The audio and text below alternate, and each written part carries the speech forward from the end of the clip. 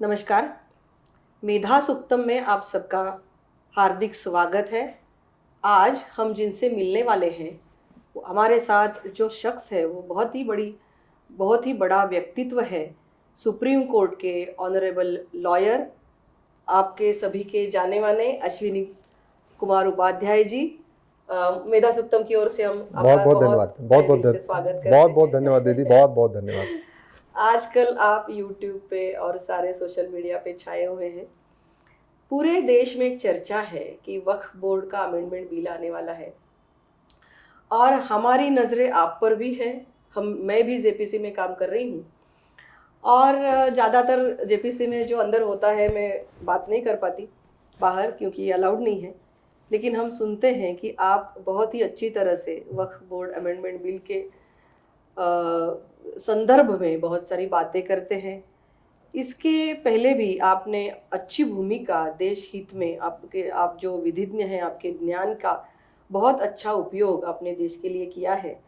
जैसे कि बोला जाए तो 370 कलम हो, 35A हो, 3 तलाक हो, 4 शादियों के बारे में आपने कुछ कहा हो, यूनिफाइड सिविल कोड के बारे में कहा हो, यूनिफाइड बैंकिंग कोड के बारे में आप हमेशा कहते रहते हैं। तो बहुत ही अच्छा योगदान आपका रहा है। तो मैंने ये सोचा कि क्यों ना मेधा सुक्तम के दर्शकों को आपको रूबरू किया जाए, और मैं आभार व्यक्त करती हूँ, धन्यवाद ज्ञापित करती हूँ कि हमारे दर्शकों के लिए आपने समय निकाला। आजकल वो आप बहुत भागदौड़ कर रहे हैं, बहुत बिजी है, फिर भी आपने समय निकाला। मैं बहुत अच्छा फील कर रही हूँ और बहुत ये हमारे लिए ज़्यादा उपलब्धि है कि जो बात हम नहीं कर पा रहे हैं आप बहुत अच्छी तरह से निभा रहे हैं और देश के लिए बहुत फायदेमंद रहेगा। सबसे पहले तो मैं आपको प्रणाम करता हूं दीदी।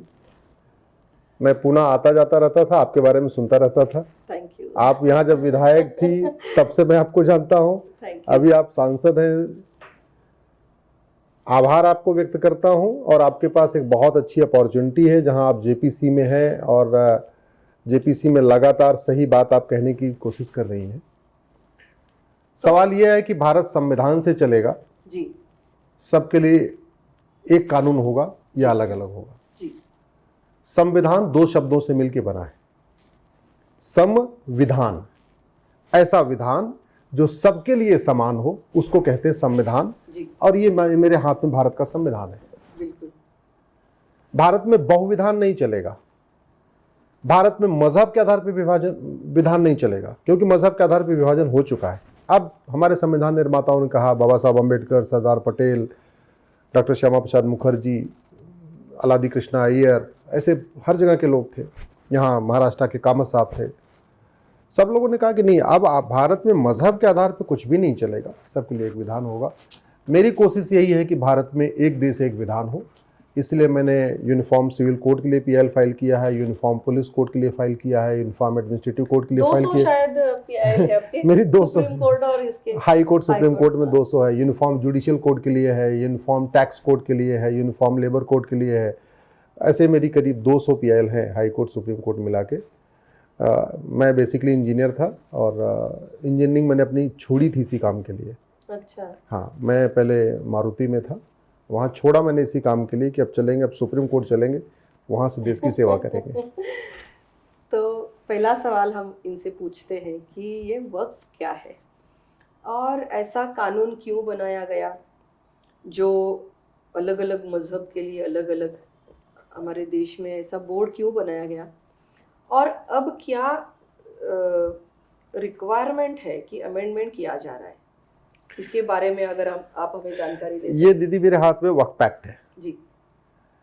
शुरुआत इसकी अंग्रेजों ने किया था 1917 में जी। उसके बाद फिर 1954 में इसको नेहरू जी ने बनाया, फिर इंदिरा जी ने इसको मजबूत किया, उसके बाद राजीव गांधी जी ने इसको बदला। 1995 में नरसिम्हा राव जी ने पुराना जितना चल रहा था सबको खत्म करके एक नया बना दिया। 2013 में जाते जाते मनमोहन सिंह जी ने इसको और बदल दिया।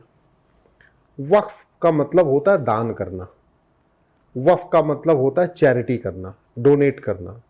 तो जैसे हिंदू, जैन, बौद्ध, सिख दान कहते हैं, उसी को मुस्लिम्स वक्फ कहते हैं, उसी को क्रिश्चियन चैरिटी कहते हैं। बात एक ही है। अब दुर्भाग्य आप देखिए, हम कहते हैं भारत में संविधान है, संविधान का मतलब एक देश एक विधान, जो कानून होना चाहिए सबके डॉक्टर लिए। श्यामा प्रसाद मुखर्जी ने भी यही कहा था कि कश्मीर के लिए अलग विधान, अलग निशान और अलग नहीं होना तरह चाहिए। लगे तो चलेगा। एक देश एक विधान का मतलब ये हुआ कि फिर वक्फ एक्ट होना नहीं चाहिए। बिल्कुल। अगर वक्फ एक्ट है तो हिंदू के लिए हिंदू बोर्ड और हिंदू ट्रिब्यूनल क्यों नहीं है, जैन के लिए जैन बोर्ड जैन ट्रिब्यूनल क्यों नहीं है, बौद्ध के लिए बौद्ध बोर्ड बौद्ध ट्रिब्यूनल क्यों नहीं है, यहूदी के लिए अपना बोर्ड अपना ट्रिब्यूनल क्यों नहीं है, बहाई के लिए अपना बोर्ड अपना ट्रिब्यूनल क्यों नहीं है, पारसी रहते हैं भारत में उनके लिए अपना बोर्ड अपना ट्रिब्यूनल। ऐसे लगभग 100 रिलीजन भारत में रहते हैं, 100 बिलीफ को फॉलो करने वाले भारत में रहते हैं, किसी के लिए नहीं है। तो ये वक्फ का मतलब दान करना होता है, कोई रॉकेट साइंस नहीं है। ये वक्फ कोई ऐसी चीज नहीं है केवल मुस्लिम करते हैं। भारत में सबसे ज्यादा वक्फ तो हिंदू करते हैं, सबसे ज्यादा जो वक्फ करते हैं उसको दान कहते हैं, जैन करते हैं। पूरे देश में धर्मशाला बनवाते हैं, बिरला जी बिरला मंदिर बनवाते हैं, बिरला धर्मशाला बनवाते हैं। ऐसे हमारे जितने माहेश्वरी समाज के लोग हैं, हमारे जैन क्या बोलते हैं मारवाड़ी समाज के लोग हैं, हमारे जो है वैश्य समाज के लोग हैं, अग्रवाल समाज के लोग हैं, सबसे ज्यादा चैरिटी तो वो करते हैं। अनफॉर्चुनेटली उनके लिए कोई अलग से नियम कानून नहीं है, लेकिन वक्फ के लिए है। हमारा यही विरोध है कि एक देश में दो विधान नहीं चलेगा, नहीं चलेगा। 2013 में जो बहुत ज्यादा ताकत इस बोर्ड को दी गई वो क्या है? 2013 में क्या हुआ कि और 95 में पहले दी हाँ, गई थी। कांग्रेस की सरकार ने पुराना जो वक्फ एक्ट नेहरू जी वाला था 1954 का, उसको वापस ले लिया और 1995 में जो कानून बनाया उसमें क्या हुआ, इसको अनलिमिटेड पावर दे दिया। मतलब वो जहां हाथ रख दें वही उनकी जमीन हो गई। उनको कोई जांच नहीं करना, कोई इन्वेस्टिगेशन नहीं करना, कोई कागज नहीं दिखाना, किसी को नोटिस भेजने से पहले भी नहीं करना कि हाँ ये जमीन है किसकी नहीं है। कंडीशन क्या डाला कि एक अखबार में नोटिस देंगे कि ये जमीन वक्फ की है, अगर 30 दिन के अंदर किसी ने जवाब नहीं दिया तो वो जमीन ऑटोमेटिक वक्फ की हो जाएगी। भारत में ऐसे भी अखबार निकलते हैं जिसको 100 लोग भी नहीं पढ़ते। बिल्कुल। ऐसे भी अखबार निकलते हैं, आपके पुणे में भी निकलते होंगे, मुंबई में भी निकलते हैं, जो छपते हैं और ऑफिस में ही रहते हैं, बाहर कोई पढ़ता ही नहीं, खरीदता ही नहीं। तो उसमें यह भी नहीं लिखा कि किस अखबार में निकलना है, कि सर्कुलेशन वाइज टॉप 5 में निकलना है, टॉप 3 में निकलना है, स्टेट में जो सबसे ज्यादा सर्कुलेशन होगा उसमें निकलना, कहीं कुछ कंडीशन नहीं। 2 लाइन की नोटिस निकालना है कि 10 लाइन की नोटिस निकालना, ये भी नहीं लिखा। छोटे छोटे फॉन्ट में लिखना या बड़े बड़े फॉन्ट में लिखना, ये भी नहीं लिखा। तो बड़ी चालाकी से वक्फ बोर्ड ने क्या किया, इन्होंने अपना छोटे छोटे ऐसे ऐसे अखबारों में नोटिस देते थे जिनको कोई पढ़ता ही नहीं है, और बाद में 30 दिन के बाद कलेक्टर को कहते थे ये जमीन वक्फ की हो गई है, अब इसको तुम ट्रांसफर कर दो। इस वक्फ एक्ट में जो 1995 में नरसिम्हा राव ने कांग्रेस ने बनाया, उसमें कलेक्टर वक्फ बोर्ड के नीचे है। वैसे जो कलेक्टर होता है, जो डीएम होता है, या जिसको कहीं कलेक्टर कहते हैं, कहीं डिस्ट्रिक्ट मजिस्ट्रेट कहते हैं, वो जिले का मालिक होता है। इवन वो कप्तान से ऊपर होता है, सबसे ऊपर होता है वो जिले का। एजुकेशन डिपार्टमेंट हो, पुलिस डिपार्टमेंट हो, रेवेन्यू डिपार्टमेंट, सबका हेड कौन होता है? डीएम होता है। आपके महाराष्ट्र में उसको डीसी कहते होंगे, कलेक्टर कहते हैं, डीसी कलेक्टर। लेकिन ये वक्फ बोर्ड जो है ये डीसी के भी ऊपर बैठा हुआ है। मतलब अगर ये कह दे वक्फ बोर्ड को कि ये जो फलाने वाला जो गांव है ये वक्फ बोर्ड का है, तो डीएम की इतनी हिम्मत नहीं है उससे बोले कि नहीं नहीं तुम गलत कह रहे हो, ये तो हम इस गांव को, ये गांव तो 3000 साल पुराना। अगर वक्फ बोर्ड कहेगा इसको खाली कराओ, उसको खाली कराना है। मतलब इसमें इतनी पावर दे दिया गया कि अगर सुप्रीम कोर्ट को ये वक्फ बोर्ड कह दे कि ये सुप्रीम कोर्ट वक्फ बोर्ड की प्रॉपर्टी पे है, तो सुप्रीम कोर्ट के जो रजिस्ट्रार जनरल हैं उस वक्फ बोर्ड की नोटिस को कोर्ट में चैलेंज नहीं कर सकते। उनको जाके उसी अमानुल्लाह खां जो वक्फ बोर्ड का अध्यक्ष है, अभी तो शायद ईडी उसको जेल में ईडी पकड़ के ले गई है, उस अमानुल्लाह खां के सामने जाके हाथ जोड़ना पड़ेगा, नहीं नहीं भैया ये सुप्रीम कोर्ट है, ये वक्फ बोर्ड की नहीं है। इतनी पावर दे दिया कि अगर राष्ट्रपति भवन को कह दे वक्फ बोर्ड कि राष्ट्रपति भवन वक्फ बोर्ड की प्रॉपर्टी पे, और वक्फ बोर्ड को राष्ट्रपति भवन को वक्फ डिक्लेयर करने के लिए कोई कागज नहीं दिखाना, उसको ये नहीं दिखाना कि ये जो मुगल गार्डन है, ये राष्ट्रपति भवन है, ये मुगलों ना, उसको बस सिंपल नोटिस भेजना है। तो राष्ट्रपति भवन के जो अधिकारी हैं ना, वो कोर्ट में उस नोटिस को चैलेंज नहीं कर सकते हैं, उनको जाना पड़ेगा वक्फ बोर्ड के सामने जिसने नोटिस भेजा। तो मतलब वही चोर, ट्रिब्यूनल इज फाइनल, वही चोर, वही दरोगा, वही इन्वेस्टिगेटिव ऑफिसर और वही जज, सारी शक्तियां एक ही उसको दे दिया गया है। ये गलत है, ये भारत में नहीं होता है। और अभी जो हमने अमेंडमेंट में लिखा है, मतलब आने वाला है शायद, कि अमेंडमेंट में है लेकिन पास नहीं हुआ है, लेकिन उसमें है कि डिस्ट्रिक्ट मैजिस्ट्रेट को या डिस्ट्रिक्ट कलेक्टर को ये पावर्स दिए जाएंगे। अगर डिस्प्यूट है तो वो डिसाइड करेंगे, उनके सर्च निकलेगा, सर्वेयर होगा, सब निकलेगा। उनको मिर्ची लगी है वो बोल रहे हैं कि वो बायस होंगे, वो शासकीय अधिकारी कैसे कर सकता है, ये उनका ऑब्जेक्शन है। आप क्या कहना चाहेंगे इसके ऊपर? उनका बहुत ही विरोध है कि डिस्ट्रिक्ट कलेक्टर को ये अधिकार नहीं जाने चाहिए, क्योंकि अगर सरकार के पास, सरकार उसके ऊपर है तो उसका इफेक्ट रहेगा। नहीं, वो क्यों विरोध कर रहे हैं आपको मैं बताता हूँ। जब देश आजाद हुआ तो वक्फ बोर्ड के पास 45,000 एकड़ जमीन थी, 45,000 एकड़ जमीन। आज की डेट में वक्फ बोर्ड के पास 9.5 लाख एकड़ जमीन है, यानी पिछले 75 साल में 9 लाख एकड़ जमीन बढ़ गई। वैसे मैं आपको बताऊं कि दुनिया के 50 देशों का जो क्षेत्रफल है ना, वो 10 लाख एकड़ से कम है।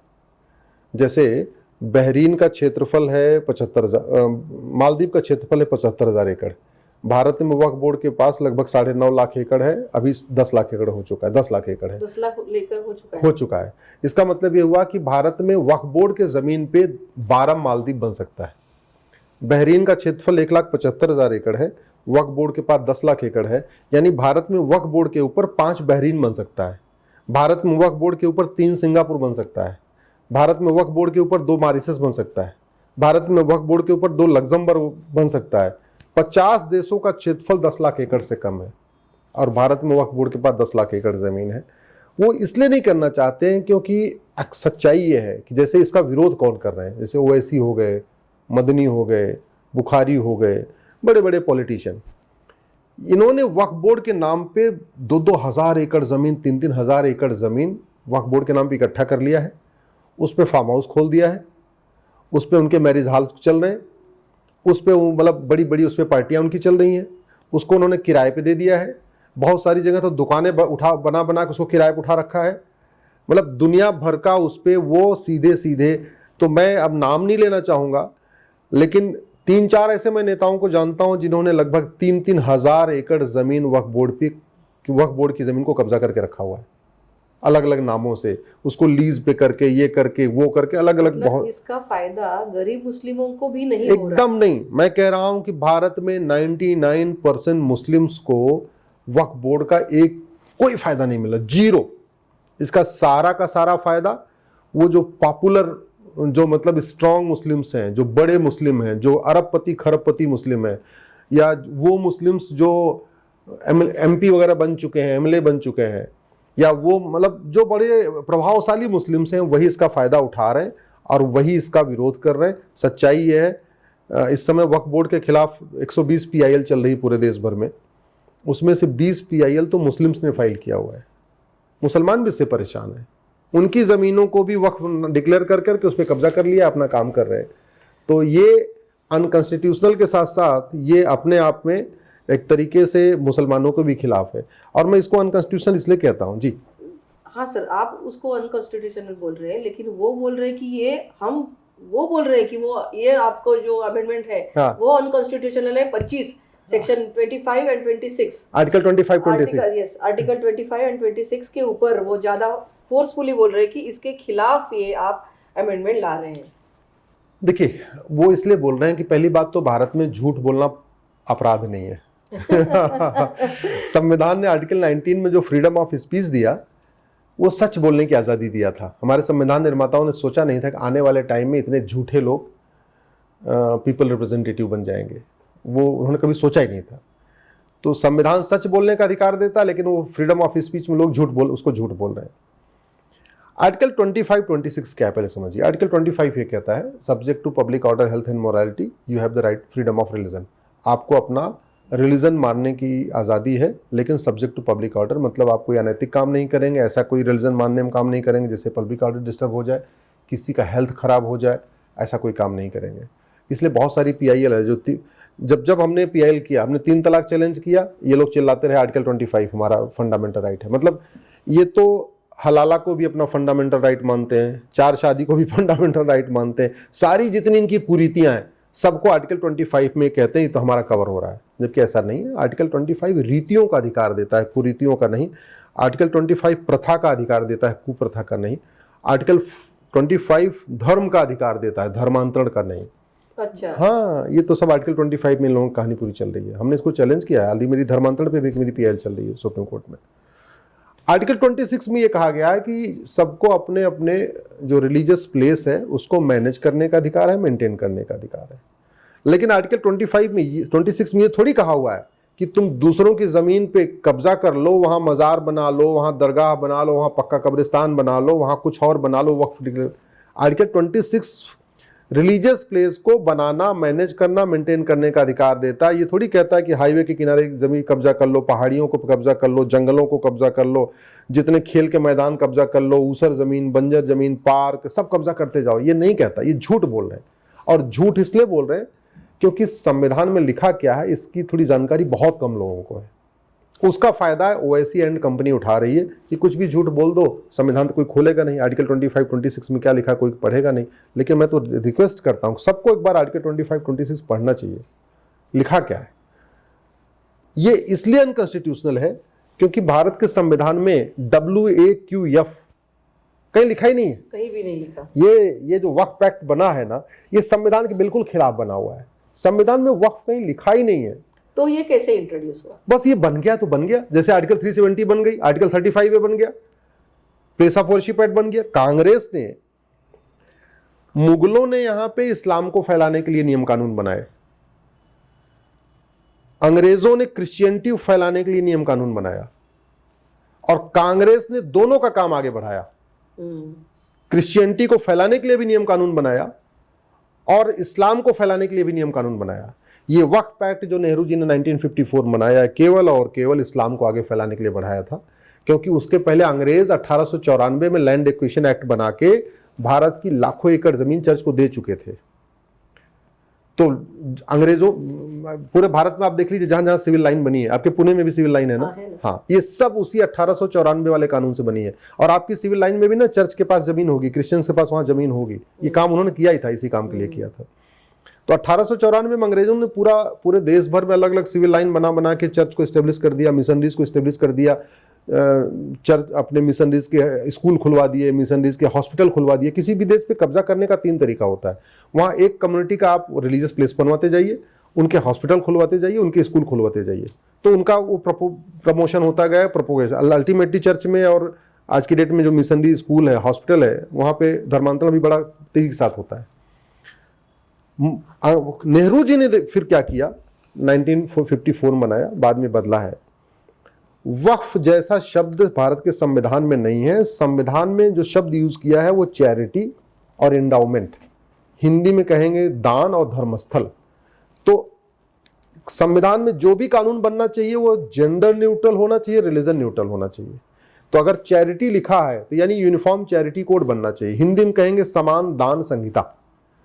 संविधान में लिखा हुआ है इंडाउमेंट, इसका मतलब यूनिफॉर्म इंडाउमेंट कोड होना चाहिए। हिंदी में कहेंगे समान धर्मस्थल संहिता। संविधान में प्रॉपर्टी लिखा हुआ है यानी यूनिफॉर्म प्रॉपर्टी कोड होना चाहिए, समान संपत्ति संहिता। संविधान में कहीं वक्फ जैसा और मजहब के आधार पे, विभाजन मजहब के आधार पे हुआ, फिर उसके बाद मजहब के आधार पे कैसे हो जाएगा। भारत में 18 से ज्यादा ट्रिब्यूनल चल रहे हैं, एक भी ट्रिब्यूनल मजहब के आधार पे नहीं चल रहा, केवल वक्फ ट्रिब्यूनल मजहब के आधार पे है। आपका इन्वायरमेंट के लिए NGT है, जेंडर न्यूट्रल है, रिलीजन न्यूट्रल है। इनकम टैक्स के लिए अपना ट्रिब्यूनल है, GST के लिए अपना ट्रिब्यूनल है। ऐसे अलग अलग ट्रिब्यूनल चल रहे हैं, सब जेंडर न्यूट्रल, रिलीजन न्यूट्रल। केवल 2 कम्युनिटी को संविधान में छूट दिया है, एक महिलाओं और बच्चों के लिए दिया है, एक SC/ST के लिए दिया है। महिलाओं बच्चों के लिए अलग से आप मंत्रालय बना सकते हैं, अलग से आप आयोग बना सकते हैं, अलग से उनके लिए योजना बना सकते हैं, अलग से उनके लिए बजट एलोकेट कर सकते हैं। ये कॉन्स्टिट्यूशन का आर्टिकल 15 कहता है। ऐसे आर्टिकल 46 में आप SC/ST के लिए अलग से मंत्रालय बनाइए, अलग से कमीशन बनाइए, अलग से उनके लिए ट्रिब्यूनल बनाइए, अलग से उनके लिए बजट एलोकेट करिए, सब कुछ अलग से कर सकते हैं। 2 ही कम्युनिटी, तीसरे किसी को इसमें छूट नहीं दी हुई है। वक्फ बोर्ड ये जेंडर न्यूट्रल नहीं है, वक्फ ट्रिब्यूनल भी रिलीजन न्यूट्रल नहीं है। ये एक मजहब के लिए बना है, इसलिए मैं कह रहा हूं ये अनकॉन्स्टिट्यूशनल, पूरी तरीके से अनकॉन्स्टिट्यूशनल है। आप अनकॉन्स्टिट्यूशनल भी बोलते हैं, और मैंने एक आपके वीडियो में देखा था कि अन इस्लामिक और अन कुरानिक भी बोलते हैं आप। तो ये क्या है, ये क्या है? मतलब हमेशा बाकी ओवैसी और बाकी लोग तो बोलते हैं कि ये इस्लाम के तहत है, वक्फ है, नहीं। ये इतना अच्छा उसका बैकग्राउंड है, वो बहुत झूठ तो बोल आप, रहे हैं। लेकिन आप बोलते हैं कि ये इस्लाम में नहीं है, वैसे कुरान में नहीं है। कहते हैं कि मुस्लिम्स को झूठ नहीं बोलते, मुस्लिम पाक होते हैं, मुस्लिम नेक होते हैं, जो ईमान वाला है उसी को मुसलमान कहते हैं, ऐसी ऐसी बातें कही जाती हैं। लेकिन ओवैसी से बड़ा झूठा आदमी मैंने देखा नहीं भारत में। सुबह से लेकर शाम तक मिसलीड करना, झूठ बोलना, गुमराह करना। ओवैसी को कॉन्स्टिट्यूशन पता है, अच्छे वकील है वो, ये मैं जानता हूं। लेकिन अच्छे वकील का मतलब थोड़ी कि झूठ बोलना। अरे वकालत का मतलब सच बोलना भी होता है। वकालत का मतलब थोड़ी कि देश विरोधी काम करना। वकालत का मतलब देश से प्रेम करना भी होता है। हमने भी वकालत किया है। अन कुरानिक क्यों है और अन इस्लामिक क्यों है, आप समझिए। जो हदीस में लिखा हुआ है, या हम अपनी बात कर लेते हैं।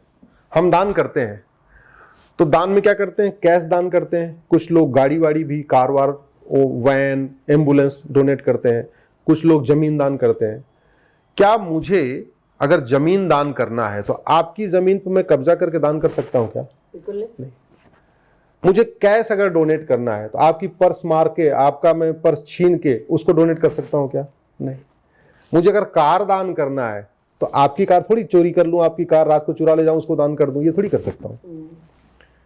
शब्द जो यूज किया है कि जो भी आपको वक्फ करना है वो पाक होना चाहिए, हलाल होना चाहिए और नेक तरीके से कमाया होना चाहिए। इसका मतलब कि हमारी जो पुश्तैनी जमीन है और हमारे पिताजी दादाजी ने जो नेक तरीके से, ईमानदारी से, मेहनत से कमाया, वो जमीन हम दान कर सकते हैं। या हमने अगर कोई ईमानदारी मेहनत से जमीन कमाया, उसको हम दान कर सकते हैं, उसी को वक्फ कह सकते हैं।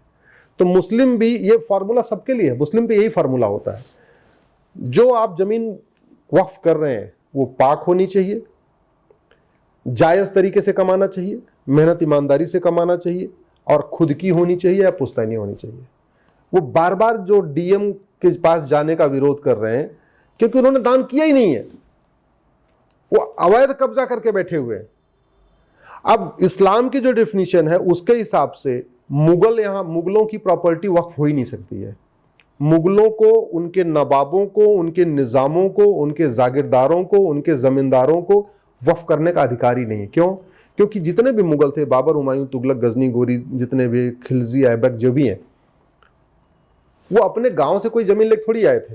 वो तो यहां आए, उन्होंने हत्या किया, बलात्कार किया, आगजनी करवाया, गांव के गांव खाली करवाए, उस पर कब्जा कर लिया। तो वो जमीन तो नापाक हो गई, वो जमीन तो हराम हो गई, वो जमीन जायज हुई नहीं, वो जमीन हलाल हुई नहीं। तो फिर आप उसको दान कैसे कर सकते हैं? इसलिए इस्लामिक कुरान के हिसाब से और हदीस के हिसाब से मुगलों, निजामों, उनके नवाबों, उनके जागीरदारों, उनको जमींदारों को वक्फ का अधिकार ही नहीं था। अब आते हैं हम आज़ादी के बाद। आज़ादी के समय भारत में वक्फ बोर्ड के पास 45,000 एकड़ या 50,000 एकड़ मान लीजिए। आज के देश में भारत के पास, वक्फ बोर्ड के पास 10 लाख एकड़, यानी लगभग 9.5 लाख एकड़ जमीन बढ़ गई पिछले 75 साल में। ओवैसी साहब के परिवार ने वक्फ किया नहीं। या तो आप जेपीसी में एक बार आप पूछ लेना, भैया आपके परिवार ने कितना वक्फ किया बताओ। बुखारी की फैमिली ने कोई वक्फ किया नहीं, मदनी की फैमिली ने कुछ वक्फ किया नहीं, दुरानी की फैमिली ने कोई वक्फ किया नहीं। ये मैं जो नाम क्यों ले रहा हूं आपको बताऊं, बड़े बड़े नाम। क्योंकि भारत में 99% जो मुस्लिम है वो कन्वर्टेड हिंदू है। इनको मैं मुस्लिम कहता भी नहीं, इसलिए मैं उनके लिए जो वर्ड यूज करता हूं कन्वर्टेड हिंदू। अरब वाले भी जो भारत के 99% मुस्लिम, उनको कन्वर्टेड हिंदू ही कहते हैं, उनको हिंदू कहते हैं एक्चुअली। केवल 1% लोग हैं जो वास्तव में मुसलमान हैं, जो बाहर से आए, जैसे बुखारा से बुखारी साहब आए, दुरान से दुरानी साहब आए, मदीना से मदनी आए, ओवैसी साहब भी ईरान से आए, अफगानिस्तान से आए, ये फैमिली वहां से आई, कुछ पठान आए अफगानिस्तान से आए, ये लोग हैं मुस्लिम। अदरवाइज तो सब यहीं के कन्वर्टेड लोग हैं। अब जो यहाँ के कन्वर्टेड है, जिनको तलवार के दम पे कन्वर्ट किया गया, जो पहले नापाक लोग थे उनको तलवार पे कन्वर्ट किया, उनको भी देने का अधिकार नहीं है जमीन। वो कैसे दे देंगे? उनकी जमीन जबरदस्ती आपने कब्जा करके आप कह रहे हो वक्फ है, कैसे होगा? वो भी तलवार के दम पे किया। सच्चर कमेटी कहती है और बाकी ओवैसी खुद भी कहते हैं कि भाई मुसलमानों की हालत दलितों से बदतर है। जब मुसलमानों की हालत दलितों से बदतर है और मुसलमानों के पास रोटी कपड़ा मकान की व्यवस्था नहीं है, तो वक्फ कैसे करेंगे वो? और ये इस मामले में ओवैसी की बात मानता हूं, क्योंकि पिछले 10 साल में 2014 के बाद से जब मोदी जी प्रधानमंत्री बने हैं, मैंने सारी योजनाओं को एनालिसिस किया। जितनी भी योजनाएं हैं, चाहे मुफ्त राशन योजना, मुफ्त अनाज योजना, मुफ्त वजीफा योजना, मुद्रा लोन योजना, सभी का फायदा ले रहे हैं। नहीं, थोड़ा बहुत नहीं, 35%। अच्छा, मिनिमम 35%। देश में मुस्लिम्स हैं 15%, जैसा वो कहते हैं, जनगणना जो 2011 वाली है। लेकिन आज की डेट में सभी केंद्र सरकार की योजनाओं का 35% लेते हैं। तो जो आदमी मुफ्त में राशन ले रहा है, मुफ्त में अनाज ले रहा है, मुफ्त में दुकान ले रहा है, मुद्रा लोन ले रहा है, सब कुछ कर रहा है, वो वक्फ कैसे करेगा? बिल्कुल। जिसके पास खुद ही घर नहीं है, जिसके पास खुद की जमीन नहीं है, जिसके पास खुद का कोई दुकान मकान नहीं, वक्फ कैसे कर देगा? इसलिए वो कागज नहीं दिखाना चाहते। मेरा ये मानना है, ये जो 9.5 लाख से ज्यादा है, 9.5 लाख एकड़ जमीन बढ़ी है पिछले 75 साल में, ये पूरी तरीके से इस घटिया कानून का दुष्परिणाम है। वक्फ बाय यूजर है। चारागाह जितने थे उस पर कब्जा कर लिया, गोचर जमीन पे कब्जा कर लिया, बंजर जमीनों पे जहां जहां जगह मिली वहां कब्जा करते गए, हाईवे के किनारे कब्जा करते चले गए, नदियों के किनारे काफी जमीनें होती है ना, नदी चौड़ी होती है, तो वहां किनारे किनारे कब्जा करते चले गए, पहाड़ियों के किनारे कब्जे करते चले गए, जंगलों में कब्जा करते चले गए। ये पूरी जमीन अवैध रूप से कब्जा करके रखी हुई है। और कब्जा इसलिए किया, वक्फ बाय यूजर जो नरसिम्हा राव ने 1995 में जो कानून में लिख दिया था, उसी का फायदा उठाया है। नेहरू जी ने जो उसको यूज किया था, उसी का फायदा उठाया। अदरवाइज अंग्रेजों के समय में इतनी जमीन नहीं थी। मैंने आपको कहा, कानून पहला बना 1917 में, देश आजाद हुआ 1950 में, संविधान लागू हुआ 1950 में। 1917 से 1950 में टोटल कितनी जमीन? 45,000 एकड़। और 1950 से जैसे ही नेहरू का कानून बनता है 1954 में, एक जमीन बढ़ना शुरू होती है। 1995 में जैसे कांग्रेस का फिर से कानून नया वाला आता है, 1995 वाला वर्ड, फिर से जमीन बढ़ती है। तो 1954 से 1995 तक लगभग 4.5 लाख एकड़ जमीन होती है। 1995 से अभी 24 तक आते आते फिर 4 लाख से ज्यादा हो जाती है। अंग्रेजों के टाइम में टोटल जमीन होती है 45,000 एकड़, और आजाद भारत में हो जाती है एकड़ 10 लाख एकड़। ये जो जमीन बढ़ी है केवल और केवल कांग्रेसी कानून के कारण हुई है, कब्जा। इसलिए मैं बार बार कहता हूं, इस देश को अगर बचाना है तो आपको अंग्रेजी कानून तो 100% खत्म करना पड़ेगा, क्योंकि अंग्रेजों ने एक भी कानून हमारे लिए नहीं बनाया था, हमारे देश के लिए नहीं बनाया, भारत के लिए नहीं बनाया, सनातन संस्कृति के लिए नहीं बनाया। और कम से कम 50% कांग्रेसी कानून भी खत्म करना पड़ेगा, क्योंकि कांग्रेस ने जितने कानून बनाए वो अच्छे मोटिव के साथ नहीं बनाए, अच्छे इंटेंशन के साथ नहीं बनाए। कांग्रेस ने या तो कानून क्रिश्चियनिटी को प्रमोट करने के लिए बनाया, या तो उन्होंने इस्लाम को प्रमोट करने के लिए बनाया। कांग्रेस ने एक भी कानून सनातन धर्म को, भारत की संस्कृति को, भारत की परंपरा को, वसुधैव कुटुंबकम की भावना को, नारी तू नारायणी की भावना को, सर्वमंगल मांगल्य की भावना को, इसको प्रमोट करने के लिए एक भी कानून नहीं बनाया। या तो उन्होंने क्रिश्चियनिटी प्रमोट करने के लिए बनाया, या तो इस्लाम को प्रमोट करने के लिए बनाया। इसलिए कांग्रेसी कानूनों को खत्म करना ही पड़ेगा, और कोई तरीका नहीं है। मैं सरकार का जो ये आया है इसको समर्थन करता हूं। जो 44 अमेंडमेंट आया है मैं इसका समर्थन करता हूं, पहले से अच्छा है। लेकिन एक नया सवाल ये होगा कि अगर बिरला जी धर्मशाला बना रहे हैं, बिरला जी की धर्मशाला पे मैं जाके बोलूं कि नहीं आप धर्मशाला मत बनाओ, ये तो हमारे पिताजी दादाजी ने मंदिर बनाने के लिए छोड़ा हुआ है, तो मेरा और बिरला जी का मुकदमा डिस्ट्रिक्ट कोर्ट में चलेगा। अब बिरला जी धर्मशाला बना रहे हैं और ओवैसी जाके बोले कि भैया ये यहाँ धर्मशाला मत बनाओ, हमारे अब्बू ने यहाँ पे कुछ और करने के लिए छोड़ा हुआ है, तो जानते हैं वो मुकदमा वक्फ ट्रिब्यूनल में चला जाए। मतलब खुद की केस का खुद ही जज बने, हाँ, ऐसा तो नहीं के तहत तो नहीं। इसलिए और एक सवाल मैं पूछना चाहती हूँ, जैसे कि रेलवे ट्रैक के बाजू में मज़ारे हैं, स्लम्स में मज़ारे हैं, मंदिर के बाजू में मज़ारे हैं। अब हमारे शनिवारवाड़ा जो है पुरातन वास्तु है ASI के अंडर, उसके बाजू में मज़ार है। बहुत सारे ऐसे, मतलब पहले बोला जाता था देवगिरी प्रांत, अभी संभाजीनगर डिस्ट्रिक्ट है, वो वहाँ के बहुत सारे ऐसे मॉन्यूमेंट्स है, फोर्ट्स है सुरक्षित क्षेत्र में, और उसके बीच में मज़ार है, और मज़ार बोलते हैं कि हमारे वक्फ की प्रॉपर्टी है। ये क्या मसला है? देखिए, इसलिए तो कह रहा हूं कि ये वक्फ एक्ट ही अनकुरानिक है, अन इस्लामिक है। अजान में दिन में 5 बार क्या बोला जाता है? ला इलाहा इल्लल्लाह, अल्लाह के अलावा दूसरे किसी की इबादत नहीं करना है। आप कभी नोटिस करना, मुस्लिम्स अपने माता पिता का भी पैर नहीं छूते। अच्छा। हाँ, जैसे हम लोग अपने माता पिता को, हम तो कहते हैं कि माँ जननी जन्म भूमि से स्वर्गादप गरीयसी, भगवान श्री राम ने बोला कि माँ और मातृभूमि स्वर्ग से बढ़ के है। बिल्कुल। हम माँ को स्वर्ग से बढ़ के मानते हैं, माँ के गोद को, माँ के चरण को स्वर्ग से बढ़ के मानते हैं। इस्लाम में इसका कॉन्सेप्ट नहीं है। इस्लाम में कहा गया ला इलाहा इल्लल्लाह, अल्लाह के अलावा और कहीं झुकना ही नहीं है। G20 का सम्मेलन हुआ था दिल्ली में, सारे राष्ट्राध्यक्ष राजघाट गए गांधी जी की समाधि स्थल पे, लेकिन अरब के सुल्तान MBS वो नहीं गए, क्योंकि राजघाट पे अगर जाके झुक गए तो ला इलाहा इल्लल्लाह वायलेट हो जाएगा। अच्छा। हाँ, इसीलिए मजार, दरगाह और पक्का कब्रिस्तान बनाना, मजार, दरगाह और पक्के कब्रिस्तान पे जाना, ये दोनों हराम है इस्लाम के नजरे में। इसलिए आपको कुवैत, दुबई, बहरीन, अरब, मस्कट, ओमान, कतर, कहीं पे आपको एक भी मजार नहीं मिलेगी, एक भी दरगाह नहीं मिलेगी, एक भी पक्का कब्रिस्तान नहीं मिलेगा। कुरान वही है जो अरब में है, वही भारत में है। हदीस वही है जो अरब में है, वही भारत में है। जो त्योहार मनाते हैं वो उसी तरीके से मनाते हैं जैसे अरब में मनाया जाता है। ईद उसी दिन मनाते हैं जिस दिन अरब में मनाया जाता है। जो रोजा रखते हैं शाम को वैसे ही खजूर खा के तोड़ते हैं जैसे अरब में रखते हैं। बाकी सब कुछ अरब का फॉलो होता है। अच्छा। मुस्लिम्स कहीं पे दरगाह और एक भी, मैं तो कह रहा हूं कि मुझे कोई एक व्यक्ति बताए कि एक देश नहीं, वो जितने भी खाड़ी देश हैं, किसी भी खाड़ी देश में एक भी मजार कोई मुझे दिखा दे, एक भी दरगाह दिखा दे, एक भी पक्का कब्रिस्तान दिखा दे।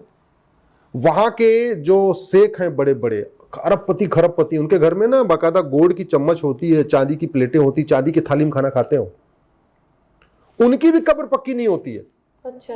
अगर वो इतने पैसे वाले हैं, अगर वो पक्का कब्रिस्तान सिस्टम शुरू हो जाए ना, तो वो अपने कब्र के बाहर वो डायमंड जुड़वा वो तो डायमंड का कब्रिस्तान बनवा लेंगे। लेकिन भारत में हम देखते हैं कि अजमेर दरगाह पे तो बहुत सारे लोग जाते हैं। मतलब क्या बोले, मैं आपको क्या कह रहा हूं, मैं तो यही तो पूछ रहा हूं। अच्छा, आप देखिए, बाकी हर चीज पे भारत में फतवा जारी होता है जी। संगीत सुनना हराम, गाना हराम, बजाना हराम, मेकअप करना हराम, ठीक है। लेकिन बहुत से फिल्म एक्टर्स तो हैं। नहीं, फिल्म उनके ऊपर उनका फतवा काम नहीं करता। अदरवाइज आप देखिए ना, देवबंद से रोज फतवा आता रहता है। होली मनाना हराम, दिवाली मनाना हराम, होली दिवाली पे विश करना, शुभकामना देना हराम, रंग लगाना हराम। मतलब जो कुछ भारत का है वो सब हराम है। भारत का त्योहार मनाना हराम, भारत की संस्कृति को अपनाना हराम, भारत की वेशभूषा को पहनना हराम, भारत के रीति रिवाज को मनाना हराम, भारत की जीवन शैली को जीना हराम। सब कुछ हलाल कौन सा? जो अरब में चलता है। लेकिन आज तक मैं कई लोगों से पूछ चुका कि ये बताओ मुझे कि भैया वहां तो मजार, दरगाह, पक्का कब्रिस्तानी भारत में क्यों है? उसके ऊपर ये फतवा नहीं जारी करते। क्यों नहीं जारी करते? फायदे के लिए। फायदे के लिए, एग्जैक्टली।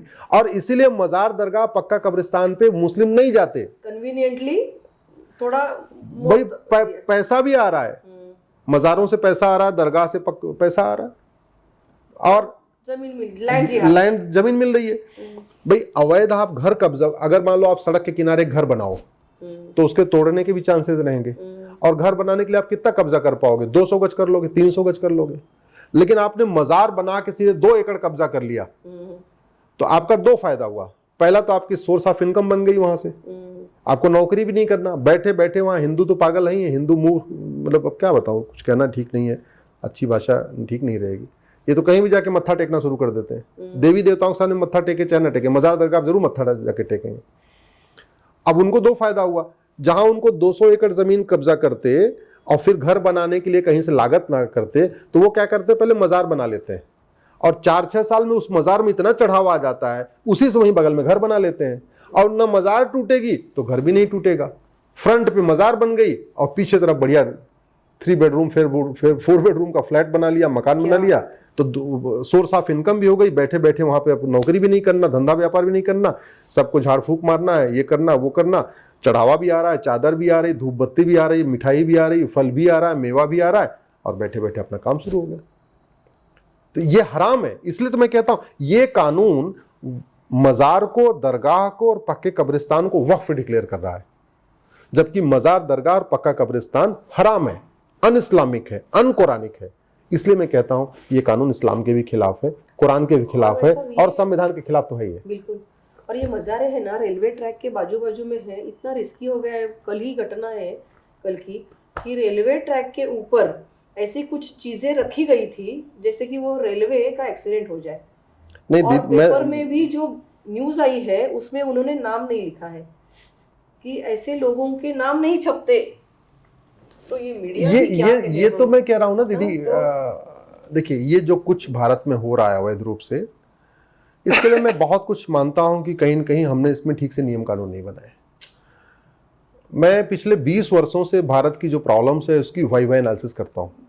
वाई एनालिसिस का मतलब जो प्रॉब्लम होती है उसमें 5 बार वाई लगाता हूं मैं, उसका रूट का समझने के लिए। रूट का मेरी दृष्टि में दीदी कोई भी भारत की समस्या लाइलाज नहीं है, भारत की कोई भी समस्या वर्ल्ड वाइड नहीं है। समस्याएं भारत में चल रही हैं और उसके लिए चारों स्तंभ जिम्मेदार हैं। विधायिका भी जिम्मेदार है, कार्यपालिका भी जिम्मेदार है, न्यायपालिका जिम्मेदार है, और खबर पालिका भी जिम्मेदार है। खबर पालिका ने कभी आज तक ये डिबेट ही नहीं किया। किसी न्यूज चैनल बताइए जहां ये डिबेट हुआ हो कि मजार दरगाह बनाना हराम है, तो भारत में मजार दरगाह क्यों बन रही, कभी सुना आपने किसी चैनल पर? डिबेट होती नहीं। भारत में इसी तरीके से हमारे जुडिशियल सिस्टम है, हमारे जजेस को भी ये नहीं पता। क्यों नहीं पता? क्योंकि जजेस ने न कुरान पढ़ा, न उन्होंने सिस्टम को समझा, और उनको लगता है कि जैसे मंदिर है वैसे मजार है, वैसे दरगाह है। जबकि एक प्लेस ऑफ वर्शिप है, एक प्लेस ऑफ प्रेयर है। ये अलग विषय है, इस पे भी हम फिर चर्चा करेंगे। मंदिर और मस्जिद में अंतर है, मंदिर और चर्च में अंदर है, लेकिन हमारे जजेस को लगता है कि मंदिर, मस्जिद, चर्च एक समान है। अरे भैया, एक प्लेस ऑफ वर्शिप है मंदिर, मस्जिद और चर्च प्लेस ऑफ प्रेयर है, और मजार दरगाह तो न प्लेस ऑफ वर्शिप है न प्लेस ऑफ प्रेयर है, वो केवल और केवल हराम है। वो हिंदू सारे मजार तो फेक ही होते हैं, उसके नीचे कुछ होता भी नहीं है। हम कह रहे कुछ हो भी तो, अरे भैया हिंदुओं में समाधि स्थल तो समझ में आती बात, समाधि स्थल होता है, हमारे गुरुओं के बहुत सारे समाधि स्थल है। यूपी में देवरावा बाबा का समाधि स्थल है। बौद्ध में भी एक बार चलिए, जहाँ पे भगवान बुद्ध ने अपना अंतिम सांस लिया, कुशीनगर में, वहां पे लोग जाके वहां पे प्रणाम करते हैं। इस्लाम में जहाँ पे माता पिता का पैर छूना भी जायज नहीं माना गया है, जहां दिन में 5 बार चिल्ला चिल्ला के कहा जा रहा है, लाउड स्पीकर से कहा जा रहा है, ला इलाहा इल्लल्लाह, अल्लाह के अलावा कोई इबादत नहीं। हमारे आप में क्या है, जैसे कभी कोई जैन ये नहीं लाउड स्पीकर से चिल्ला के बोलता कि हमारे तीर्थंकरों के अलावा और सब कोई भी पूजा योग्य नहीं, कभी कोई नहीं बोलता। कभी नहीं बोलते। कभी बौद्ध कभी नहीं बोलता कि हमारे भगवान बुद्ध के अलावा और कोई पूजा योग्य नहीं है। हिंदू में हम राम की पूजा करते हैं, हम कभी नहीं बोलते भगवान श्री राम के अलावा और कोई पूजा योग्य नहीं। साउथ में जो शैव है वो कभी नहीं कहते कि शंकर जी के अलावा और कोई किसी की कोई पूजा योग्य नहीं है। जो वैष्णव है वो भी नहीं कहते कि भगवान विष्णु के अलावा, सब अपनी अपनी करते हैं, दूसरों को भी कर लेते हैं। इवन हम लोगों के मंदिर में तो हनुमान जी की भी मूर्ति है, शंकर जी की मूर्ति है, विष्णु जी की भी मूर्ति है, देवी जी की भी मूर्ति है, सबकी मूर्ति है। इसलिए हमारे में कट्टरता नहीं है। कट्टरता तब आती है जब आप अपने बच्चे को ये सिखाते हो, जैसे मान लो मैं सिखाना शुरू करूं कि हनुमान जी के अलावा कोई पूजा योग्य नहीं है, हमारा बच्चा खुद ही रेडिकलाइज हो जाएगा, खुद ही हो जाएगा रेडिकलाइज। हिंदुओं में, जैन में, बौद्ध में, सिख में रेडिकलाइजेशन इसलिए नहीं होता, हम सबको मानते हैं कि सच एक ही है, उसको पाने का रास्ता अलग अलग है, अलग अलग है, एक ये डिफरेंस है। लेकिन ये जो वक्फ है, मैं मूल मुद्दे पे आता हूं, ये पूरी तरीके से अनकॉन्स्टिट्यूशनल है, अनकुरानिक है, अन इस्लामिक है।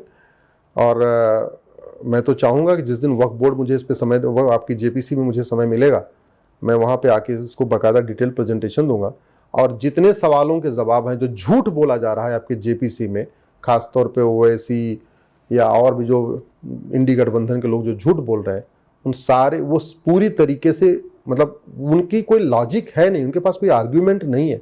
मैं ये पूछ रहा हूं, अगर वक्फ बोर्ड चलना चाहिए तो हिंदू बोर्ड, हिंदू ट्रिब्यूनल क्यों नहीं होना चाहिए? जैन बोर्ड जैन ट्रिब्यूनल क्यों नहीं होना चाहिए, बौद्ध बोर्ड बौद्ध ट्रिब्यूनल क्यों नहीं होना चाहिए? फिर एक ही कम्युनिटी के लिए क्यों? एक बार चलो माइनॉरिटी के लिए समझ में आता है, कुछ एक कानून बनाते तो भी समझ में आता है, हालांकि माइनॉरिटी के लेवल से बना नहीं सकते। विरोधी पार्टी के नॉन मुस्लिम्स भी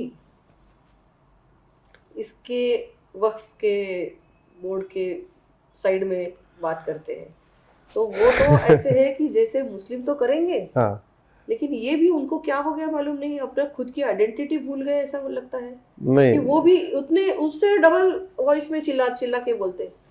अब मैं नाम नहीं लूंगी और मुझे अंदर की बात बाहर बताना भी अलाउड नहीं है तो मैं बताऊंगी नहीं, लेकिन बहुत ऐसा हल्ला गुल्ला करके ज्यादा उनका सपोर्ट करने का उन्होंने क्या ठाना है? मतलब भारत के प्रति उनको कोई प्रेम नहीं है, देशभक्ति नहीं है, अपने धर्म के ऊपर निष्ठा नहीं है, क्या है? कहाँ बिक गई उनकी निष्ठा? एक कहावत है दीदी, बाप बड़ा ना भैया, सबसे बड़ा रुपया। ओके, ठीक है, सारा खेल पैसे का है। कुछ लोगों को खाड़ी देशों से हवाला के जरिए फंडिंग आती है, कुछ लोगों को वेस्ट कंट्रीज से एफसीआरए के जरिए फंडिंग आती है, अच्छा, कुछ लोगों के वाइफ के एनजीओज हैं उससे फंडिंग हो जाती है, कुछ लोगों के माता पिता के नाम पे एनजीओ चल रहा है उनको फंडिंग हो जाती है। अच्छा, तो कोई मॉनिटर नहीं करता? ये अलाउड कैसे है? ये सबसे बड़ी समस्या है। अब आपको क्या बताऊं, यहाँ पे मेरी तो एक पीआईएल चल रही है यूनिफॉर्म बैंकिंग कोड पे। मैं तो चाहूंगा सब आप लोग भी एक बार uniform banking code Ashwini Upadhyay Google करिएगा। 50,000 करोड़ रुपए भारत को बर्बाद करने के लिए हर साल आ रहा है, और आ रहा है जो बाहर की बैंकें जिनकी ब्रांच भारत में है, जैसे एचएसबीसी हो गया, अमेरिकन एक्सप्रेस हो गया, वेस्टर्न यूनियन हो गया, ऐसे बहुत सारी बैंकें जिनके भारत में ब्रांचेज हैं, वो बाहर से फंडिंग कर रही है, आरटीजीएस एनईएफटी को यूज करती हैं। आरटीजीएस हमारा आरबीआई का सॉफ्टवेयर के लिए देखता है कि कोड क्या हुआ, अगर उसमें आरटीजीएस एनईएफटी है तो उसको डोमेस्टिक ट्रांजेक्शन मान लेता है, और आ रहा है पैसा बाहर से। बहुत बड़ा खेल चल रहा है। प्लस भारत के अंदर जो ड्रग स्मगलिंग का पैसा इकट्ठा हो रहा है, भारत के अंदर ड्रग स्मगलिंग से बहुत बड़ा पैसा इकट्ठा हो रहा है, और हमारे लिए बहुत बड़ा नुकसान ये है कि सबसे ज्यादा जो ड्रग घर में जा रही है वो हमारे आपके बच्चों के बीच में जा रही है। ऐसा कोई स्कूल, ऐसा कोई कॉलेज आप पुणे में देख लीजिएगा, आप पता कर लीजिएगा, मैं आपको बता रहा हूं, मैं नाम नहीं लेना चाहूंगा, मैं दिल्ली एनसीआर में देख रहा हूं, ऐसा कोई लॉ कॉलेज, ऐसा कोई मेडिकल कॉलेज, ऐसा कोई एमबीए कॉलेज, ऐसा कोई इंजीनियरिंग कॉलेज नहीं है जहां पे ड्रग नहीं बिक रही है, गांजा, अफीम, चरस, कोकीन नहीं बिक रही है। अंदर कैसे आती है? अंदर इसलिए आती है, एक तो हमारा कानून घटिया है, और करप्शन, घुसपैठी भी है, और दूसरा सबसे बड़ी बात कि हमारी न्यायपालिका सड़ चुकी है, मुकदमों का फैसला जल्दी होता नहीं है। अगर नार्को पॉलीग्राफ ब्रेन मैपिंग इनका कर किया जाए तो फटाफट मुकदमे का फैसला हो जाएगा। सुप्रीम कोर्ट का 2010 का जजमेंट आ गया कि नहीं जी, आप नार्को पॉलीग्राफ ब्रेन मैपिंग करेंगे तो आर्टिकल 20 का वायलेशन हो जाएगा। आर्टिकल 20 में लिखा हुआ है कि आप किसी को मजबूर नहीं कर सकते अपने खिलाफ गवाही देने के लिए, लेकिन जब ये संविधान बन रहा था तो व्हाट्सएप था ही नहीं, ऑनलाइन सिस्टम था ही नहीं, narco polygraph brain mapping test के लिए फैसिलिटी पैदा होगी हमारे संविधान में सोचा नहीं था। संविधान का इंटरप्रिटेशन हमेशा वर्तमान परिस्थितियों के हिसाब से करना चाहिए। अगर हम कोई जांच करने में हमको 5 महीने लग रहा है और वही जांच हमको 24 घंटे के अंदर पूरी हो जा रही है, नार्को टेस्ट करने से, पॉलीग्राफ टेस्ट करने से, ब्रेन मैपिंग करने से, तो वो हमें करना चाहिए। तो दुर्भाग्यवश ऐसे 2-4 फैसले आ गए हैं जिसमें भी उसके कारण वो काम रुका पड़ा हुआ है, नार्को पॉलीग्राफ ब्रेन मैपिंग का। फंडिंग बहुत बड़ी मात्रा में हो रही है, करप्शन इतना है कि बॉर्डर पे करप्शन हो रहा है। ठीक है, अभी एक दरोगा पकड़ा गया, 10 लाख रुपए उसने ड्रग स्मगलर से लिया था, बरेली में पकड़ा गया, यूपी में। अब आप सोचिए कि अगर उसने ड्रग स्मगलर से 10 लाख रुपए लिया था तो किस लिए लिया था? ड्रग स्मगलर को ड्रग बेचने की छूट देने के लिए। अब दरोगा अगर 10 लाख रुपए ले लेगा तो ड्रग स्मगलर ड्रग का काम रोकेगा नहीं, और ज्यादा करेगा, क्योंकि जो 10 लाख दे दिया उसको भी निकालना है उससे ना। भारत में करप्शन सनातन संस्कृति के लिए, सनातन धर्म के लिए बहुत बड़ा खतरा है। जासूसी पैसे के लिए हो रही है, देश से गद्दारी पैसे के लिए हो रही है, अवैध हथियार पैसे के लिए आ रहा है, ब्लैक मनी से आ रहा है।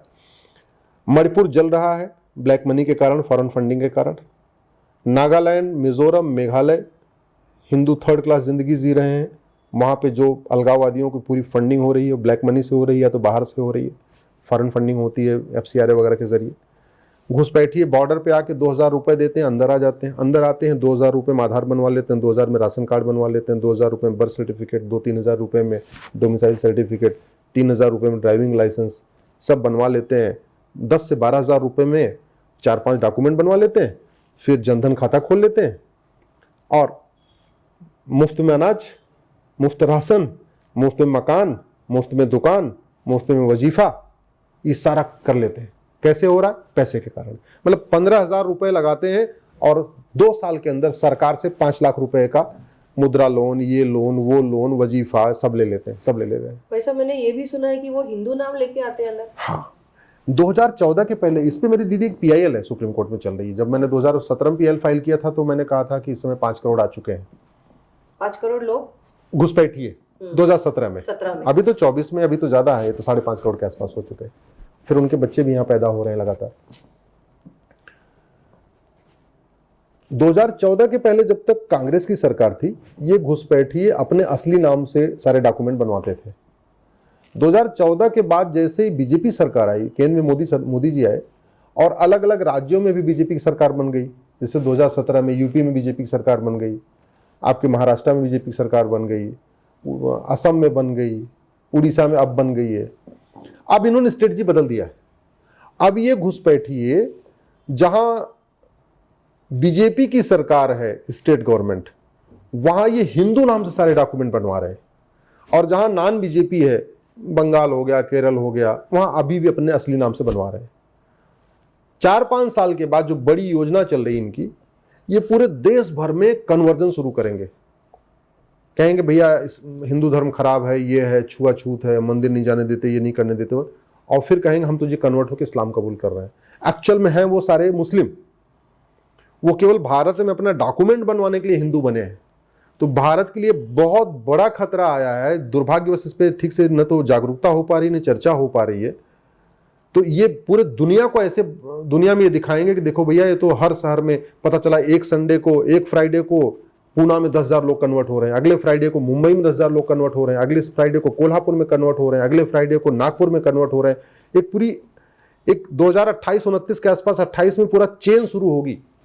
पूरे देश में हर फ्राइडे को 10-10 हजार लोग कन्वर्ट होंगे। बड़ी बड़ी खबरें बनेगी, BBC छापेगा, इंटरनेशनल मीडिया छापेगा, अल जजीरा उसको छापेगा कि देखिए हिंदुस्तान में किस तरीके से बड़े पैमाने पर लोग इस्लाम को कबूल कर रहे हैं। और मूल कारण क्या? पैसा। इसलिए मैं कहता हूं, अगर भारत को बचाना है, भारत की संस्कृति को बचाना है, तो भ्रष्टाचार को देशद्रोह घोषित करना पड़ेगा। जितनी सजा बलात्कारियों को होती है, वही सजा भ्रष्टाचारियों को मिलेगी, तब जाके भ्रष्टाचार रुकेगा। फर्जी डॉक्यूमेंट्स अगर बनवाए जा रहे हैं, फर्जी डॉक्यूमेंट, हाँ, भी सजा बड़ी होनी चाहिए। आप जरा सोचो ना, पहले भारत में क्या होता था, प्रेगनेंसी के दौरान टेस्ट करा लेते थे अल्ट्रासाउंड पे कि बेटा है कि बेटी, और जैसे ही पता चलता था कि बेटी है तो उसको एबॉर्ट करा देते, एबॉर्शन करा लेते थे। नतीजा क्या था कि पहले लड़के और लड़की का रेशियो 850 से 1000 था। 850 लड़की तो 1000 लड़के। सरकार ने कानून बनाया, उसमें कठोर प्रावधान किया। उसमें यह भी किया कि अगर जो टेस्ट करेगा उसका लाइसेंस रद्द हो जाएगा, उसकी अल्ट्रासाउंड की मशीन रद्द हो जाएगी। 3 साल की सजा का उसमें प्रावधान कर दिया। टेस्ट कराने वाले को भी सजा, टेस्ट करवाने वाले को भी सजा। फिर उसमें यह भी लिख दिया कि जगह जगह आपको जहां जहां आपका मशीन है, अल्ट्रासाउंड टेस्ट होता है, वहां आपको लिखना पड़ेगा, नोटिस लगाना पड़ेगा कि हाँ अल्ट्रासाउंड यहाँ पे लिंग परीक्षण नहीं होता। उस कानून का परिणाम यह हुआ दीदी कि कम से कम 1 करोड़ बेटियां बच गई जो पेट में मरने वाली थी। और देखिए रेशियो बढ़ गया, अभी लगभग 950 आने वाला है। 950 से 1000 हो गया, जो पहले 850 1000 था। तो एक कानून ने करोड़ों बेटियों को जिंदगी दे दिया, नहीं तो मार दी जाती, वो पेट में ही मार दी जाती। कड़ा कानून हो तो यस, कड़ा कानून हो। मैं तो ये कह रहा हूं कि जैसे हमारा बांग्लादेश का बॉर्डर 4000 किलोमीटर का है, तो इतने जल्दी वहां बाउंड्री बनाना मुश्किल है। थोड़ा जिगजैग भी है, ऐसे ऐसे करके पूरा बाउंड्री है वो, मैं देखा हुआ जाके मैंने वहां पे। कम से कम एक कानून बना दें कि घुसपैठ करना और घुसपैठ करवाना गंभीर अपराध है, पकड़े जाने पे 10 से 20 साल सजा होगी। और पूरे 4000 किलोमीटर पे हर 500 मीटर पे 1 किलोमीटर पे बड़े बड़े वो लगवा दिए जाएं, होर्डिंग, जिसमें ये लिखा रहे कि भारत में घुसपैठ करना करवाना गंभीर अपराध है, पकड़े जाने पे 10 से 20 साल सजा होगी। मैं गारंटी के साथ कहता हूं, वो बोर्ड देख के आधे लोग भारत में भाग जाएंगे। अगर हम एक कानून बना दें कि फर्जी डॉक्यूमेंट बनाना गंभीर अपराध है, और उसका बाकायदा जैसे जहां आधार बनता है वहीं पे एक बोर्ड लगा रहे, आधार बनाना और बनवाना गंभीर अपराध है, पकड़े जाने पे 10 से 20 साल सजा होगी। जहां जहां आधार है पूरे भारत में ये मैंडेटरी कर दिया जाए कि जहां आधार बनता है वहां ये बोर्ड लगेगा। जहां आपका बर्थ सर्टिफिकेट बनता है नगर निगम में, वहां पे बड़ा बड़ा बोर्ड लगा दिया जाए, फर्जी बर्थ सर्टिफिकेट बनाना बनवाना गंभीर अपराध है, 10 से 20 साल सजा होगी। जहां आपका डोमिसाइल सर्टिफिकेट बनता है, जहां आपका राशन कार्ड बनता है, जो भी डॉक्यूमेंट जहां बनता है वहां बड़ा बड़ा अगर बोर्ड लगा दिया जाए, मैं गारंटी के साथ कहता हूं 80-90% फर्जी डॉक्यूमेंट बंद हो जाएगा और एनआरसी की जरूरत ही नहीं पड़ेगी। केवल एक हमने कानून बनाया, घुसपैठ करना और उनकी मदद करना दोनों सीरियस क्राइम है। ये जितने 2-2 हजार लोग को लेके बनवाते हैं ना, ये उनका मोबाइल नंबर रखते हैं, ये खुद ही फोन करके बोलेंगे भैया तू भारत छोड़ के भाग जा, तेरे चक्कर में तू भी जेल जाएगा मैं भी जेल जाऊंगा, काम कर तू जा। ये खुद ही पीछे पड़ जाएंगे। केवल जगह जगह शहरों में बड़े बड़े बोर्ड लगाने की जरूरत है, बस अड्डों पे, रेलवे स्टेशन के किनारे, जहां जहां बड़ी बड़ी झुग्गियां हैं, जहां ये रहते हैं, नदियों के किनारे, पहाड़ों के किनारे, पहाड़ियां जहां कब्जा कर, वहां केवल बोर्ड लगा दिया जाए कि आपको 3 महीने का समय दिया जाता है, भारत छोड़ के भाग जाओ नहीं तो जेल में जाओगे। इतना कर दिया जाए, मेरा ऐसा मानना है 80% घुसपैठिए खुद ही भाग जाएंगे। हमारे यहाँ के जो मददगार उनको खुद ही भगा देंगे। अल्टीमेटली उनकी मदद कौन करता है? लेखपाल करता है, पटवारी करता है, आधार बनाने वाला करता है, आरटीओ ऑफिस का दलाल करता है। जब उनकी खुद जान खतरे में आ जाएगी ना, ये खुद ही इनको छोड़ छोड़ के भगाएंगे। अभी वो इसलिए चल रहा है, एक तो फर्जी डॉक्यूमेंट बनवाना गंभीर अपराध नहीं, फर्जी गवाही करना गंभीर अपराध नहीं। ये पकड़े जाते हैं तो 4 फर्जी गवाह पकड़ लेते हैं। जैसे अगर हमने फर्जी गवाही को सीरियस क्राइम बना दिया तो पति अपनी पत्नी के लिए फर्जी गवाही नहीं करेगा भाई अपने भाई के लिए झूठी गवाही नहीं देगा, क्योंकि झूठी गवाही का अभी हो क्या रहा है, झूठी शिकायत करना कोई क्राइम नहीं है, झूठा एफआईआर लिखना कोई क्राइम नहीं है, पुलिस झूठी जांच कर दे कोई क्राइम नहीं है, झूठा मुकदमा दाखिल करना कोई क्राइम नहीं है, झूठी गवाही करना कोई अपराध नहीं है, जज साहब झूठा फैसला दे दे तो भी कोई अपराध नहीं है। तो ये जो सारा खेल चल रहा है, झूठा आधार बनवाना, झूठा राशन कार्ड बनवाना, झूठा बर्थ सर्टिफिकेट, झूठा डोमिसाइल सर्टिफिकेट, झूठा ड्राइविंग लाइसेंस, झूठा पासपोर्ट, ये क्राइम नहीं है। जो अपराध भारत में है ये चीन में नहीं है, सिंगापुर में नहीं है, जापान में नहीं है, कोरिया में नहीं है, डेनमार्क में नहीं है, न्यूजीलैंड में नहीं है, रूस में नहीं है। क्यों? कानून कठोर है। जो अब समस्या भारत में है वो दुबई में नहीं है, कुवैत में नहीं है।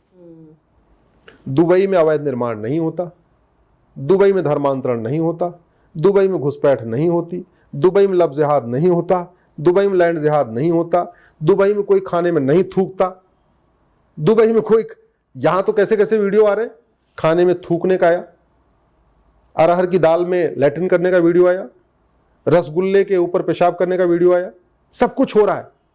आखिर दुबई भी तो इस्लामिक कंट्री, वहां क्यों नहीं हो रहा है? कानून का खौफ। शिक्षा में संस्कार हो, कानून का खौफ हो, 2 ही तरीका होता है किसी को, और ये भारत का सिद्धांत है। भगवान श्री राम ने बोला था भय बिन होए न प्रीत। भगवान कृष्ण ने कहा था सठे साठम समाचरित। न हमने शिक्षा में संस्कार डेवलप किया, वो अंग्रेज जो चले सीबीएसई बोर्ड खोल के गए थे 1929 में, आज भी चल रहा है, हमने बदला नहीं। आईसीएसई बोर्ड मिशनरियों वाला चल रहा है, मदरसा चल रहा है, मिशनरी स्कूल चल रहा है, कॉन्वेंट उनका चल रहा है। हमने न शिक्षा, न तो हमने वैदिक जो गुरुकुल शिक्षा व्यवस्था थी उसको इस्टेब्लिश किया, और ना हमने कानून का खौफ पैदा किया कि गलत करोगे तो भैया आपकी फिर कोई बचा नहीं पाएगा, वो खौफ नहीं पैदा किया। इसी के नाते अराजकता है भारत में। तो आज जो अवस्था है भारत की, तो आपको लास्ट में आपका सजेशन चाहूंगी कि इस अमेंडमेंट बिल के ऊपर आपका सजेशन क्या है? आप ये मानते हैं कि जो अभी अमेंडमेंट में 44 चेंजेस लाए हैं वो अच्छे हैं, या कुछ और भी लाना चाहिए? आपका सजेशन क्या है? और ये भारत की इस अवस्था को बदलने के लिए फायदेमंद होगा या नहीं? आपकी लास्ट कमेंट। देखिए दीदी, पहली बात तो मैं इसके साथ में इसलिए हूँ इस अमेंडमेंट के, क्योंकि पहले से अच्छा हो जाएगा जी, पहले से बेटर हो जाएगा। लेकिन वो कहते हैं ना, जिस टायर में 44 छेद हो जाए तो फिर उसमें पंचर नहीं बनवाना चाहिए, उस टायर को बदल देना चाहिए। अगर इस कमरे में 44 जगह से पानी टपक रहा हो तो फिर 44 जगह रिपेयर नहीं करना चाहिए, उस छत को उड़ा देना चाहिए, एक नई छत बना देना चाहिए। तो इसलिए मेरा ये मानना है सबसे अच्छा है इसको खत्म कर दिया जाए, uniform charity code, uniform endowment code, uniform property code बनाया जाए, न वक्फ बोर्ड हो न वक्फ ट्रिब्यूनल हो। अदरवाइज अभी के लिए तो ठीक है, और फिर इसको रेट्रोस्पेक्टिव लागू किया जाए। अच्छा, हाँ, वो जरूरी है, वो जरूरी है बिल्कुल कि ये आप और रेट्रोस्पेक्टिव कर सकते हैं भाई। 1991 में, मैं आपको जानकारी भी दे देता हूं, आप जेपीसी में इसको बोलना, 1991 में प्लेस ऑफ वर्शिप एक्ट बना था जी, और विथ इफेक्ट फ्रॉम 15 अगस्त 1947। अच्छा, हाँ, वो रेट्रोस्पेक्टिव लागू हुआ है। प्लेस ऑफ वर्शिप एक्ट में ये कहा गया है कि ये कानून 15 अगस्त 1947 से लागू होगा। तो वैसे ही जो वक्फ अमेंडमेंट एक्ट आया है, ये भी 15 अगस्त 1947 से लागू होना चाहिए, क्योंकि 15 अगस्त 1947 में 45,000 एकड़ जमीन थी वक्फ बोर्ड के पास।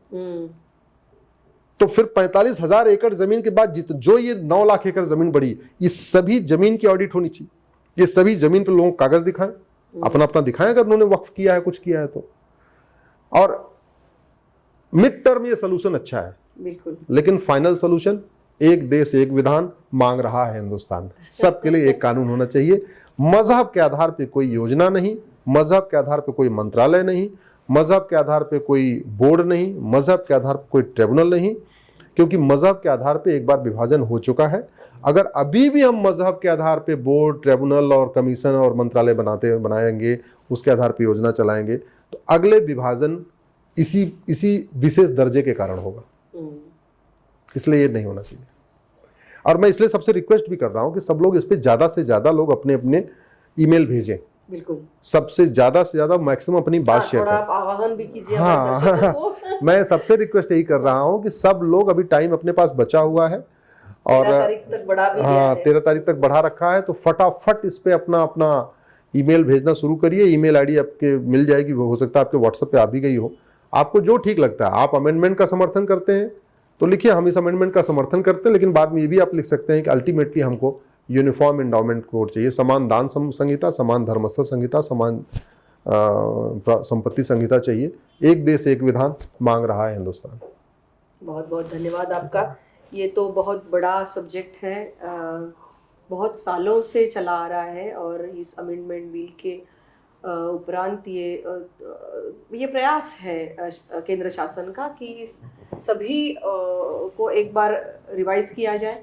जैसे कि मैंने एक जानकारी ली थी कि उत्तर प्रदेश में वक्फ बोर्ड के वक्फ बाय यूज़र जो है वो 1 लाख से ज़्यादा है, वक्फ बाय डीड जो है 8,600 है, वक्फ अलाल औलाद है 1,900 है।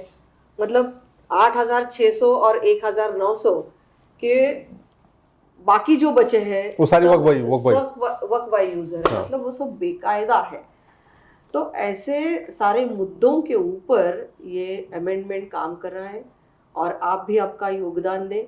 जितने भी व्यूअर्स ये देख रहे हैं, भाई साहब का बहुत अच्छा मार्गदर्शन रहा, बहुत अच्छा ज्ञान हमें मिला इस एक्ट के बारे में, अमेंडमेंट के बारे में, ओरिजिनल क्या था, इस्लाम धर्म क्या कहता है, शरीयत क्या कहता है, कुरान क्या कहता है इसके बारे में आपने, और संविधान क्या कहता है। सबसे ज़्यादा महत्वपूर्ण ये है कि संविधान क्या कहता है, और किसी धर्म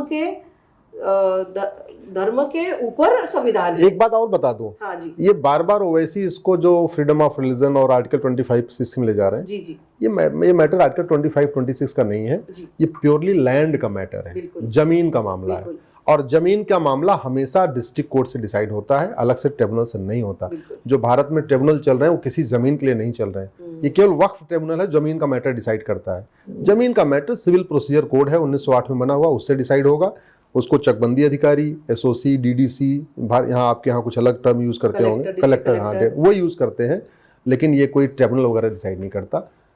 जमीन का मामला district court, high court, supreme court, यही इसका तरीका है। एक देश एक कोर्ट, अलग से कोर्ट नहीं चलेगी।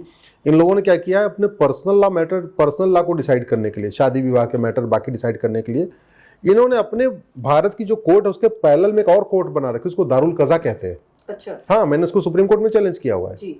इन्होंने पूरा पैरेलल में तहसील स्तर तक इन्होंने दारुल कज़ा बना दिया है कि भैया डिस्ट्रिक्ट कोर्ट मत जाओ, दारुल कज़ा आओ, शादी विवाह का कोई मैटर डिसाइड करना है। तो चाह रहे हैं कि नहीं, हमको district court, high court, supreme court नहीं जाना है, हमको ट्रिब्यूनल चाहिए। क्यों? क्योंकि वहां कागज नहीं दिखाना है, वहां सारे इनके जांच करने वाले भी ये, देखने वाले भी ये, नोटिस इशू करने वाले भी यही, और फैसला करने वाले भी यही।